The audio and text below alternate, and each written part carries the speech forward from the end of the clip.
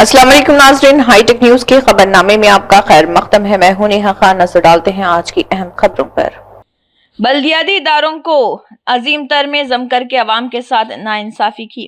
Bandlaguda municipal corporation के साबिक corporator Manmohan ने कहा है कि चंद सहूलियात वाली म्यूनसिपालिटी को बड़ी में जम करके अवाम के साथ नाइंसाफी की जा रही है। उन्होंने कहा कि ऐसे इकदाम से फायदे से ज्यादा नुकसान हुआ है। उन्होंने कहा कि बंडलागुड़ा म्यूनसिपालिटी के हदूद में पार्क्स और इंफ्रास्ट्रक्चर की कोई तरक्की नहीं।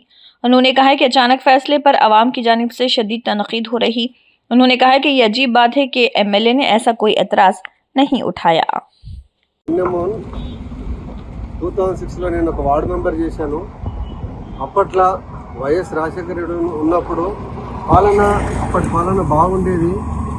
కానీ ఇప్పటి పేద ప్రజలు మన కాంగ్రెస్ పార్టీ వస్తే అప్పట్లాగానే ఉంటుందేమని ఓట్లు వేశారు.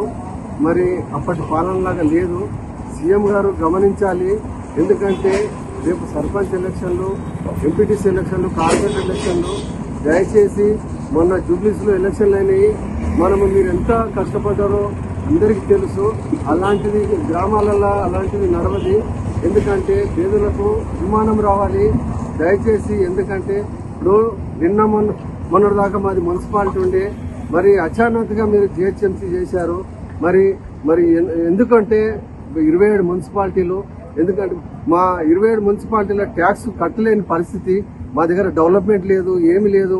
ఒక విలేజ్లో ఒక పిల్లలు ఆడుకునే పార్కు లేదు. ప్రతి గ్రామంలో ఒక పార్క్ ఉండాలి.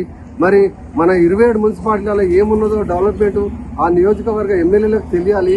మరి అచానక్గా ఎమ్మెల్యే గారు మన సీఎం గారు చెప్పగానే మరి ఎమ్మెల్యే గారు అడిగేది ఉండే, మరి అడగకుండా జిహెచ్ఎంసీకి పర్మిషన్ ఇచ్చేయడము అచానక్. మరి ఇలా జరిగితే ప్రజలు అమాయకులు అయిపోతున్నారు, మోసపోతున్నారు. దయచేసి ఎందుకంటే ఇప్పుడు రోడ్లు లేవు మనకు. ఇక్కడ ఏ రోడ్లు చూసినా మొత్తం గుంతలు ఉంటాయి.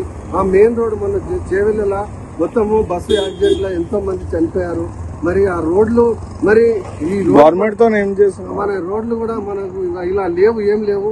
మరి అచానక్గా మనకి ఇవన్నీ జిహెచ్ఎంసీ చేస్తే మాకు గ్రామస్తులు అందరూ నారాజుగా ఉన్నారు. దయచేసి ఒకసారి మీటింగ్ పెట్టండి. 27 మున్సిపాలిటీలకు మీటింగ్ పెట్టి 27 మున్సిపాలిటీలలో ప్రజలు ఒకవేళ జిహెచ్ఎంసీ కావాలని అన్నారు అనుకో, మీరు జిహెచ్ఎంసీ చేయండి. ఎందుకంటే రేపు కార్పొరేటర్లకు దెబ్బ వస్తుంది. దయచేసి కార్పొరేటర్లు మొత్తం గమనించాలి. ఎందుకంటే ఎమ్మెల్యే గారు మరి రేపు